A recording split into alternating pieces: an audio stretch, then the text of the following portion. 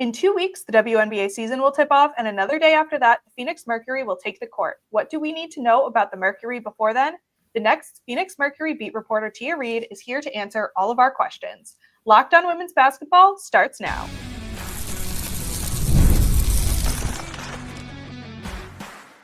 You are Locked On Women's Basketball, your daily podcast on women's basketball. Part of the Locked On Podcast Network, your team every day.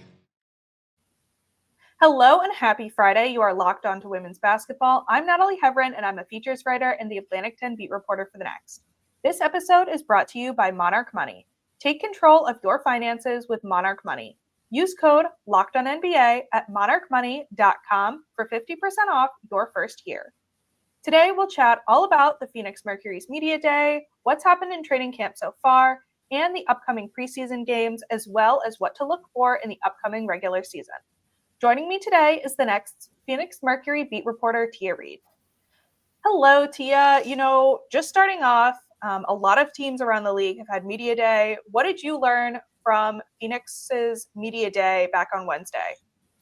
Yeah, the big thing with Phoenix's Media Day, there was one word that was kind of like repeated in every single interview, and that was the positionless basketball. With how the Phoenix Mercury have their roster structured, there's a lot of this idea that there's not going to be a lot of, okay, you have a point guard, then a shooting guard, small forward, power forward, center. There's going to be a lot of fluidity and motion, and that's made possible by the versatility and the players that the Mercury have on their roster this season. So the biggest things, it was positionless basketball. They're going to play defense, at least that's the idea, and just kind of building that chemistry together.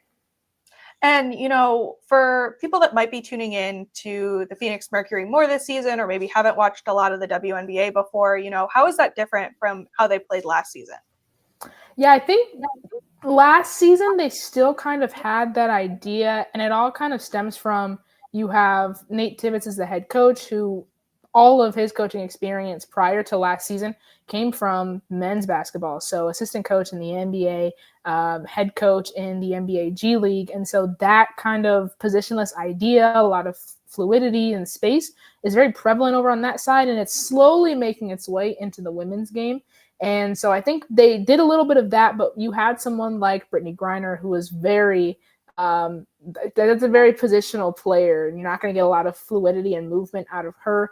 And you have someone like Diana Taurasi, who also is used to her typical position. You had a little bit of people who could kind of move around, but this year, everyone is already on board with this idea of a more positionless kind of system. And you have the versatility in players like Alyssa Thomas, Satu Sabally, Sammy Whitcomb, Kalia Copper, of course, and even some of those bigger players down low like Natasha Mack, who have the movement capabilities to really shake things up all across the board. And then, I've loved watching all of these training camp videos from all the and Media Day videos from across the league, including Phoenix's. What were the vibes like from the team off the court? Yeah, they seem to be a team that has a lot of fun. The energy in the training facility on Media Day, there was a lot of yelling, players hyping each other up when they saw each other on the podium as they were walking from station to station. Just a lot of laughs. It was a lot of people noted that it felt like kind of first day of school energy, and everyone coming in and saying hello and being excited, and this really kind of being somewhat of an official start to the year, even though it's a couple days into training camp. So yeah, it was very good energy, very good vibes in the facility.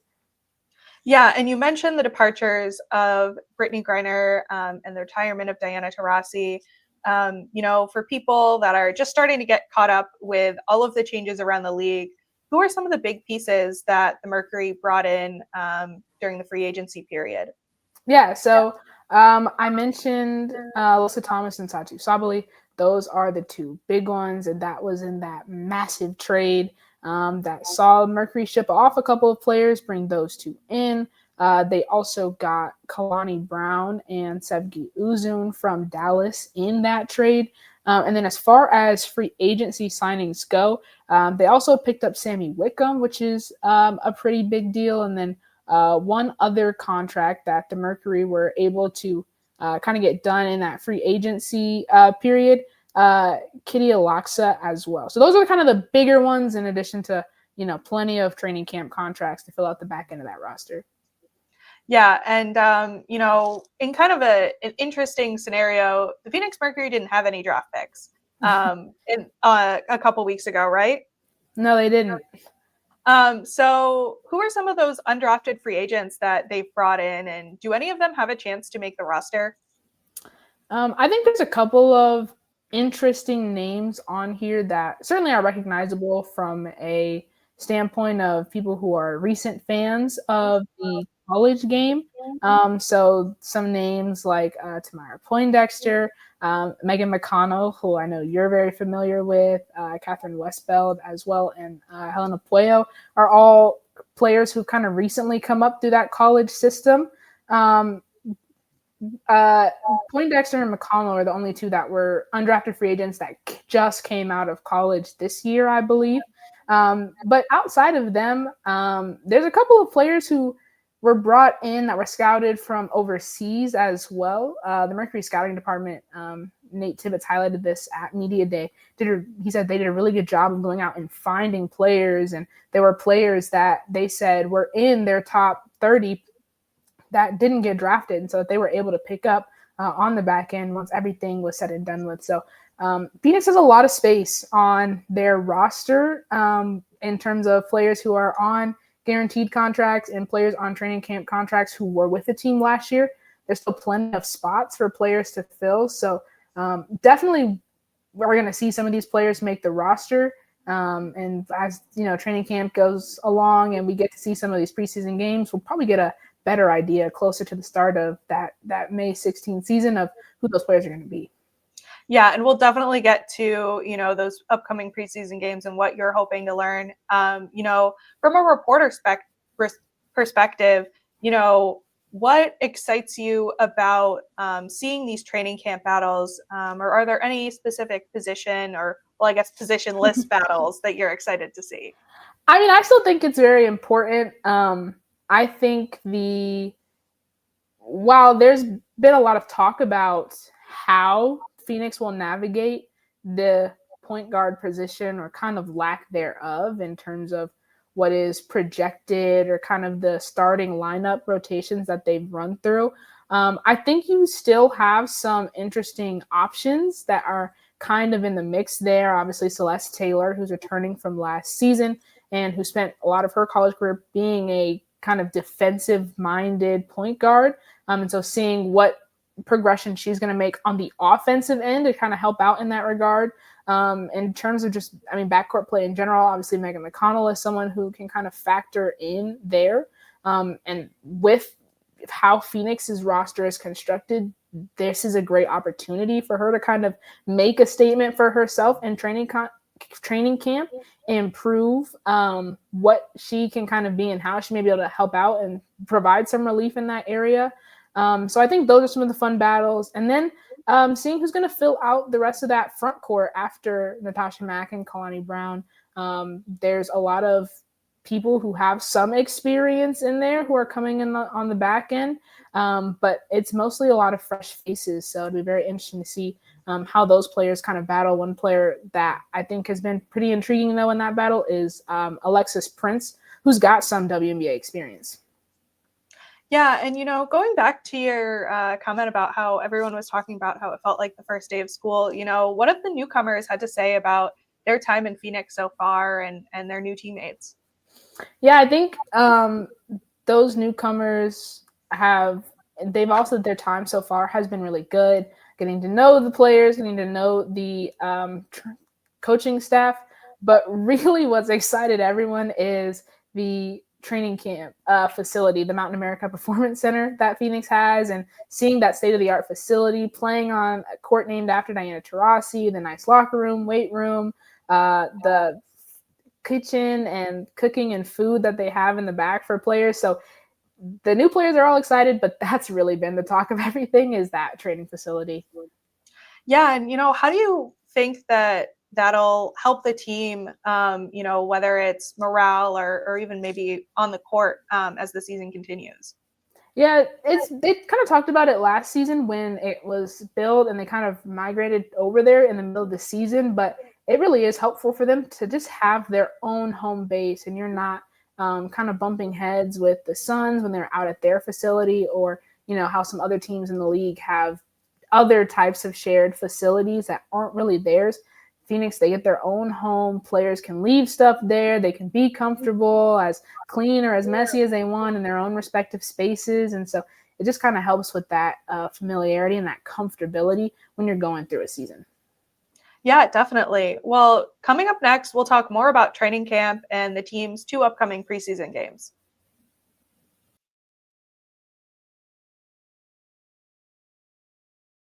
Today's episode is brought to you by Monarch Money. Ever check your bank account and wonder, where did all my money go? Between dining out, online shopping, and entertainment, it's easy to lose track. That's where Monarch Money comes in, your personal CFO, giving you full visibility and control over your finances. Monarch Money isn't just a budgeting app, it's a complete financial command center. You can track all your accounts, investments, and spending in one place, so you stop just managing your money and start building wealth. Instead of juggling multiple apps, you can use Monarch to check your finances, track spending, and even plan long-term goals. I just got married, and Monarch Money has made managing money with my husband smoother than ever. We can track shared and personal accounts, set goals, and stay on the same page without the stress. Take control of your finances with Monarch Money. Use code LOCKEDONNBA at monarchmoney.com for 50% off your first year.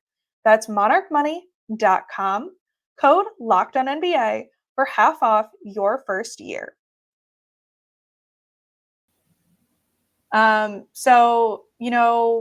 Who has impressed you so far in training camp? I think it's been fun watching, obviously, those big three, Sabally, Thomas, and Copper. But I really think 2 of the biggest standouts for me in training camp have been Natasha Mack and Sammy Whitcomb. Whitcomb specifically, and just seeing how she is kind of seeing the floor and helping Phoenix kind of get into its rhythm and its system, especially outside the 3-point line. She's obviously a very good 3-point shooter, but she has a little bit of versatility where she can also help get some of her teammates open for 3-point shots. And so that's been a very interesting development to watch. And then also just seeing the improved confidence in Natasha Mack coming off of last season. She took a lot of strides during the season last year and has definitely grown in between last season and this season. So she's been someone that seeing that confidence, that excitement come out. She came out at media day, she had the braids done, huge smile, talked about a much more confident Mack truck coming into this season. So those 2 have definitely been some of the more exciting developments of training camp. Mack Truck might just be one of my favorite nicknames throughout the league. I saw that on social media, and it was just delightful and made me smile, as well as the video itself.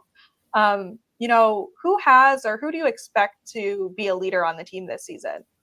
Yeah, I think there's really 3 players that are kind of stepping into leadership roles, and it's very interesting because they're all doing it in kind of different ways. So you have Kalia Copper, who is one of very few returners on this team. She has that familiarity with head coach Nate Tibbetts, and so she kind of gets to be that extension of him and really help with that bridge, that gap between him and some of the newer players who maybe don't know him as well and are still adjusting to his philosophy and style. So you have her in one aspect of that regard. And then you have Alyssa Thomas, where this team has come in and they've said they want their goal from the get-go to be defense. They want to be a defensive-minded team, create havoc, force turnovers, and speed teams up defensively. And Alyssa Thomas is kind of the center of all that. So when it comes to the defensive side of the ball and kind of leading and preaching in that way, she's really been the one to make her voice the most known. And then when you look at some of these younger players, the people on training camp contracts, they've really taken to Sammy Whitcomb. And she's talked about how she's someone who's been in their shoes and she's had that experience of getting cut and having to go play overseas for a couple of years before getting her chance in the league. So she has that ability to relate to them. And she's really been someone who's kind of stepped up and mentoring some of those players and being that leader for them. Yeah, and I know we're just a few days into training camp, and the season for the Mercury will start in another 15 days. But how has the team started to build chemistry on or off the court? I think it's just getting that time together on the floor. You've had a couple of different players that are coming from teams together. So you have the three that came over from Dallas and Uzun, Sabali, and Brown. So they have a little bit of familiarity with each other. Obviously, Natasha Mack and Celeste Taylor and Clea Copper have familiarity with each other from playing on the team last season. So you have these kind of little pockets of people who've played together before. And now it's just kind of about bridging all those together. So I think them getting this time in training camp to really focus on it. And this isn't a new thing for them.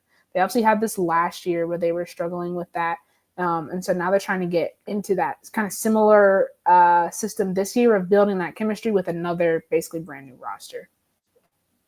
Yeah. And, you mentioned preseason games being a good opportunity to kind of gel, get that time on the court together, but also for some of those players to prove they deserve a roster spot.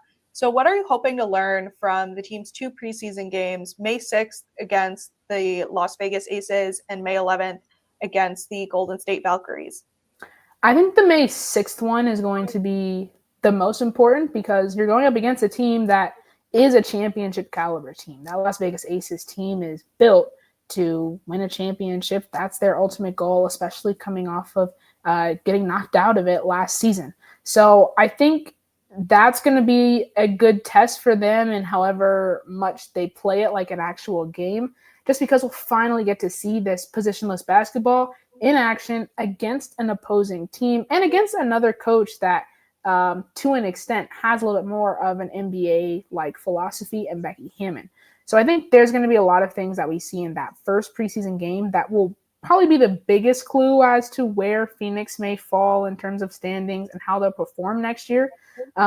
With the Valkyries one, it's a little tough, right? Because the Valkyries are a new team and maybe didn't get as big of a splash in terms of free agency and the draft as other people were expected. So they're also trying to figure some things out, and not just from an on-court perspective. They have people who are new coaches who haven't worked together really. And so I think that one's going to be a little bit more of an opportunity for Phoenix to really work their systems and less of a kind of competitive type of thing and really seeing how they stack up.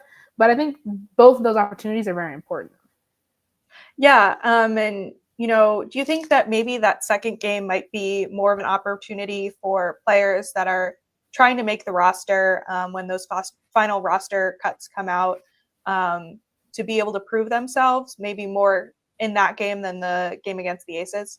Oh, definitely. And I think that's why it's so helpful that game is second. So you get your, hey, where do we stack up against the rest of the league game first against the Aces? And then you can get, okay, we see how our starters do. Now let's see how the rest of these players that we've got on training camp contracts, how they fare against other WNBA talents and how they do in real live game scenarios. And with that game coming 4 days before the cuts need to be made, it'll really help the team get that kind of idea of what direction they want the roster to go in. Yeah, and you've talked a little bit about this in now the almost first two segments, but how are you hoping to see the Mercury grow in training camp this season? Yeah, I think they're going to be the chemistry thing. I've said it a lot. As I think one of the biggest kind of priorities for them is building that chemistry as fast as they can as they get to the start of the regular season, but also all of these players adjusting to new systems and a new coach. A lot of these players haven't played in a very positionless system a lot. For Kalani Brown, that was one of the biggest things that she's been trying to figure out, because in this idea of a positionless world, they're still very comfortable having someone who's 6'7", who spends a lot of time in the paint, and they want her there, but they also want that experience from her in getting outside of the paint. So she's trying to find her balance with it there. And some of the other players who are used to playing with a little bit more space and a little more freely are adjusting to doing that with some other players on the court. So those are the things that I think they're looking to develop throughout the duration of training camp. Awesome. Well, coming up next, we'll finish talking about training camp, wrap that up, and also chat about the upcoming regular season.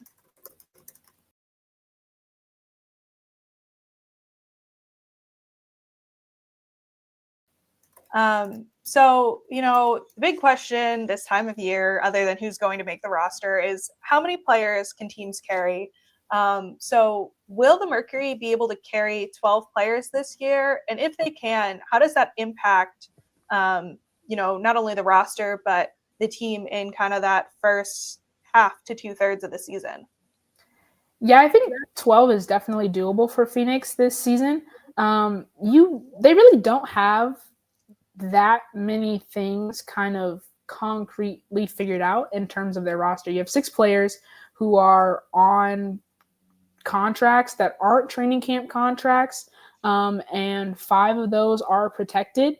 So really there's a lot of questions, a lot up in the air about who even will make the team, but these are also players that are coming in and they're basically playing on minimum contracts to fill out the rest of that roster. So 12 is certainly doable.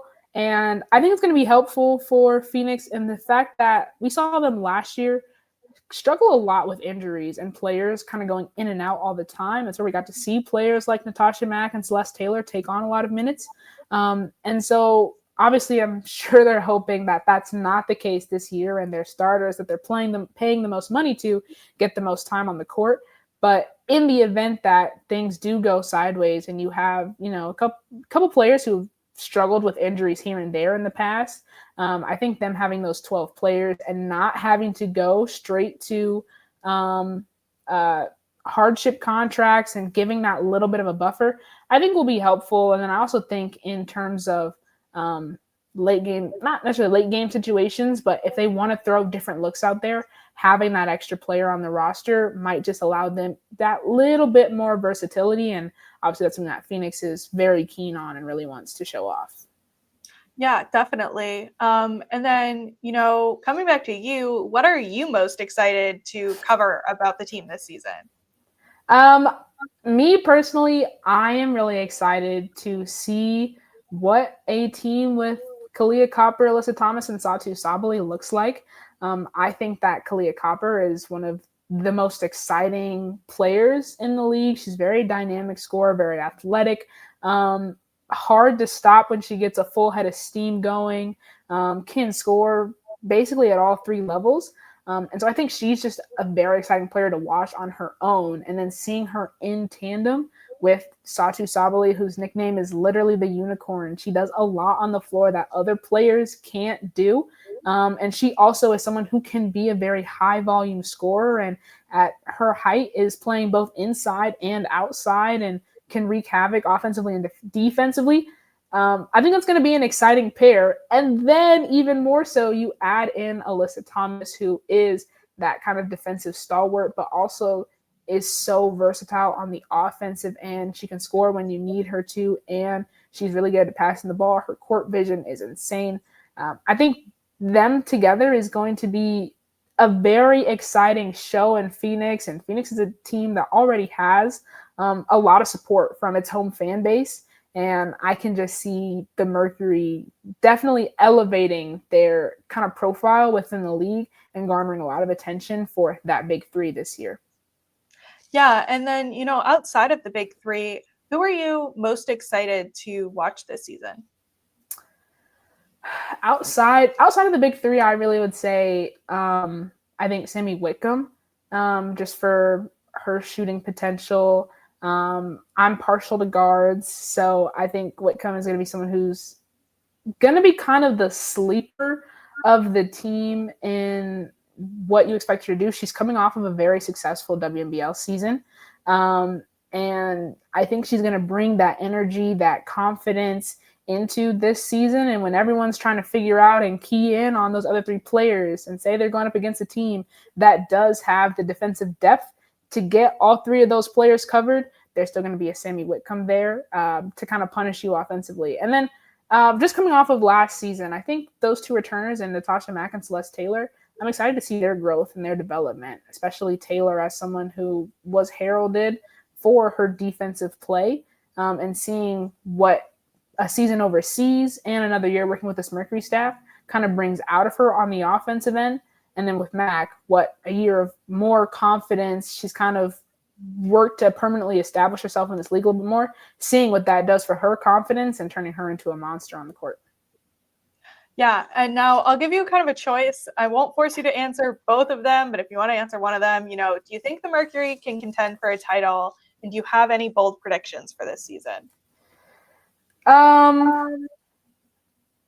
I think the Mercury on paper have a very talented roster that should be in some sort of title contention. I don't know that I can say that for sure until I see what this positionless basketball looks like against an opposing team. So I think that's going to be the question there. And, maybe might have to circle back after that first preseason game. In terms of bold predictions, I don't know how bold of a prediction it is necessarily, but I do think that at least 2 genuine MVP contenders will be on the Phoenix Mercury's roster this season. Ooh, I like that one. And yes, the answer to can the Mercury contend for a title is very similar to what you talked about in February. So I appreciate the consistency, but I like that MVP caliber contender player prediction a lot. Well, thank you for joining me today. Where can the people find you and your work? Yeah, so I am on both X and Blue Sky. Tia Reid 65. That's just that on X, and then on Blue Sky it's a Tia Reid 65. Blue or BSKY.social, whatever the rest of the code is. But yeah, it's the same thing on both. Awesome. Well, thanks again for joining me, and to our listeners, thank you for making Locked On Women's Basketball your first listen today. For your second listen, check out Locked On NBA Game Night. Every game, every night until an NBA champion is crowned. Get local analysis on a national scale. Find NBA Game Night on Locked On NBA on YouTube or wherever you listen to podcasts.